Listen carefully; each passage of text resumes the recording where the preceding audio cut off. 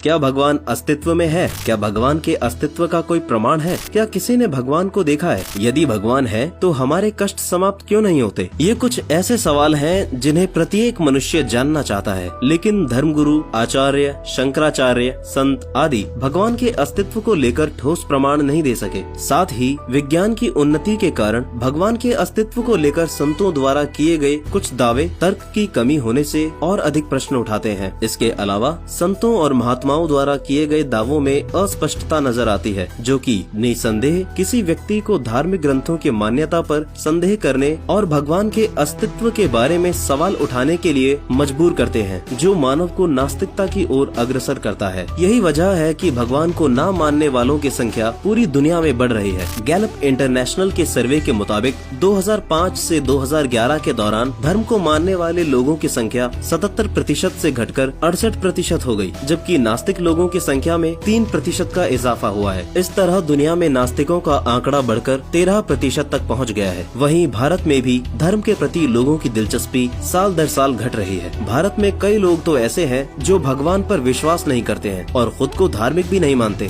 Global index of religiosity and atheism की report के अनुसार 2005 में जहां भारत के 87% लोगों ने खुद को धार्मिक बताया था, वहीं 2013 आते आते यह आंकड़ा 81% रह गया। सर्वे के अनुसार 13% भारतीयों का कहना है कि वे धार्मिक नहीं हैं, जिससे यह स्पष्ट है कि भारत समेत दुनिया भर में नास्तिक लोगों की संख्या में बढ़ोतरी हो रही है। इससे पहले कि हम ये समझाने में तल्लीन हो जाएं कि लोग नास्तिक क्यों बन जाते हैं, आइए हम ये जानते हैं कि आस्तिक और नास्तिक किसे कहते हैं। जो व्यक्ति कम से कम एक ईश्वर और उससे संबंधित सभी गुणों के अस्तित्व में विश्वास करता है, उसे हम आस्तिक कहते हैं, जबकि जो व्यक्ति ईश्वर के अस्तित्व पर विश्वास नहीं करता है, उसे हम नास्तिक कहते हैं। नास्तिक धर्म शास्त्रों में उल्लिखित कथनों और कथाओं को असत्य मानते हैं। उनके लिए स्वर्ग या नरक की अवधारणा बिल्कुल भी मायने नहीं रखती। आपको बता दें, पहले के युगों में सभी को ईश्वर पर भरोसा था। वे पवित्र शास्त्रों के अनुसार भगवान की पूजा करते थे। आध्यात्मिक और साथ ही जीवन के बारे में सामाजिक ज्ञान प्राप्त करने के लिए बच्चों को गुरुकुल में भेजा जाता था। हजारों वर्ष बीतने पर धीरे धीरे पवित्र ग्रंथों में मिलावट होने लगी। स्वार्थी पुजारियों ने अपने स्वयं के अनुसार झूठे और मनमाने ज्ञान का प्रचार करना शुरू कर दिया, जिससे उनके बताए अनुसार लोगों ने तीर्थ यात्रा करना, उपवास रखना और पत्थरों की पूजा करना शुरू कर दिया और परिणाम स्वरूप भगवान से दूर होते गए। भगवान की पूजा करने की ये सभी विधियां पवित्र श्रीमद् भगवद गीता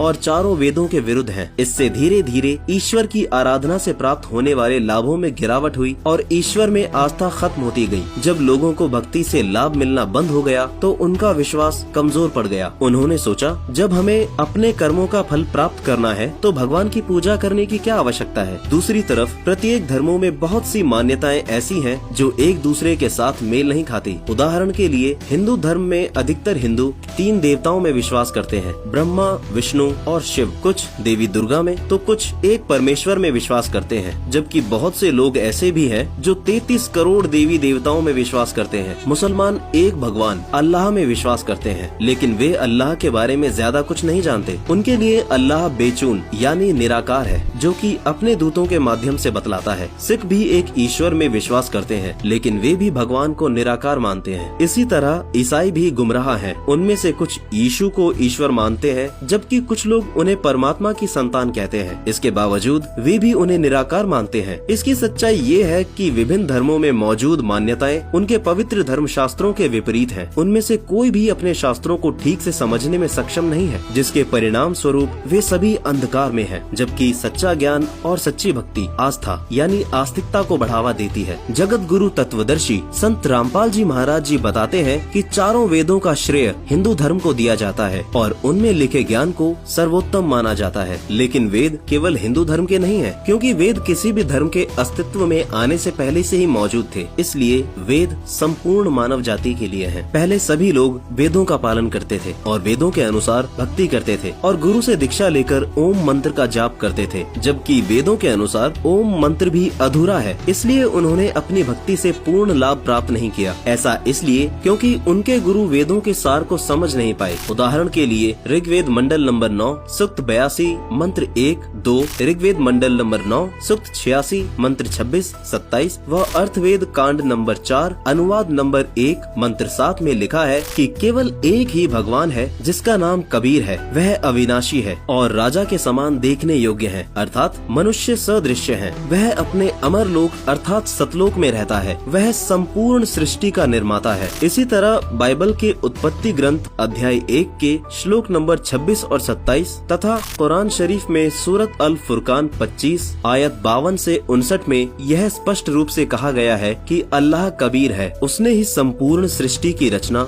6 दिन में की है। वह मानव सदृश्य है। आगे कुरान में कहा गया है कि यदि आप उस अल्लाह कबीर की भक्ति की सही विधि के बारे में जानना चाहते हैं तो एक पूर्ण संत के पास जाएं, जो आपको अल्लाह कबीर तक पहुंचने का सही रास्ता बताएगा। लेकिन पूरा ईसाई व मुस्लिम समुदाय मानता है कि अल्लाह गॉड तो निराकार है, इसलिए जब उनकी धारणा ही गलत है तो उनकी भक्ति विधि कैसे सही हो सकती है और उस भक्ति से उन्हें लाभ कैसे मिल सकते हैं। संत रामपाल जी महाराज जी कहते हैं कि जिन्होंने परमेश्वर कबीर जी की सद्भक्ति की, उन्हें पूर्ण लाभ प्राप्त हुआ। सिख धर्म के प्रवक्ता गुरु नानक देव जी, दादू जी, गरीब दास जी, मलुक दास जी, घीसा दास जी जैसे कई अन्य संतों ने, जिससे भगवान कबीर स्वयं पृथ्वी पर आए, इन पुण्यात्माओं से मिले और उन्हें अपना सतलोक दिखाया, जहाँ किसी प्रकार का कष्ट नहीं है। इन सभी संतों ने अपनी पवित्र वाणी में सतलोक और भगवान कबीर की महिमा को परिभाषित किया गया है। परमेश्वर प्राप्त संतों ने कहा है, गरीब अनंत कोटि ब्रह्मांड का एक रति नहीं भार, सतगुरु पुरुष कबीर है